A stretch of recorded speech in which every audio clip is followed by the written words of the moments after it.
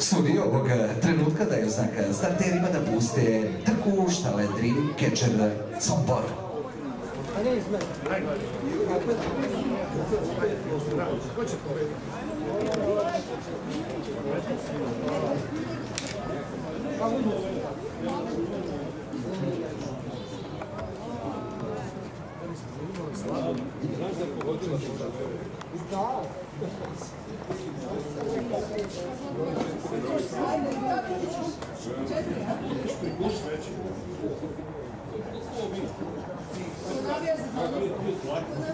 Start trke, prvi špor iznutra ide Ivan Zamorano sa Mirkom Moračićem, pokušava da sprovede Anđelinog Anđelčića, Nemanja Mašić, a tamo s polja na trećoj poziciji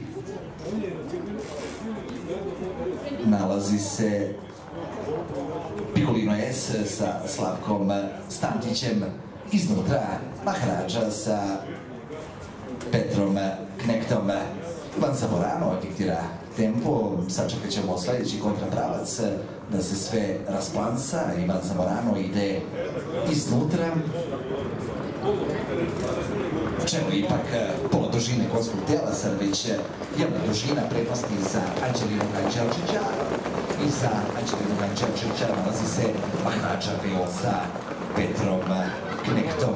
Forti Royal je tu, napada s polja Piccolino S sa Slavkom Stantićem, iznutra ide Dorotej sa Goranom Matkovićem.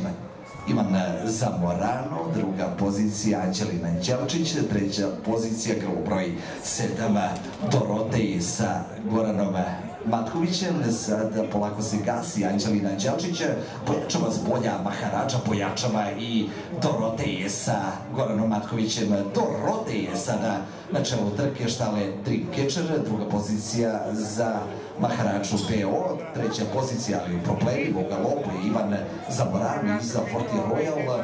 Kako su se sad zatvorili takmičari, čelo i dalje za Doroteja, na drugoj poziciji nalazi se Maharađa, a sada se pojavljuje i to Vito LM sa Dejanom Katanićem. I sada, po svemu sudeći, vidjet ćemo taj posljednji napad u stilu Dejana Katanića skroz s polja, pa da vidimo da li može do četvrte pobjede danas Dejan Katanić.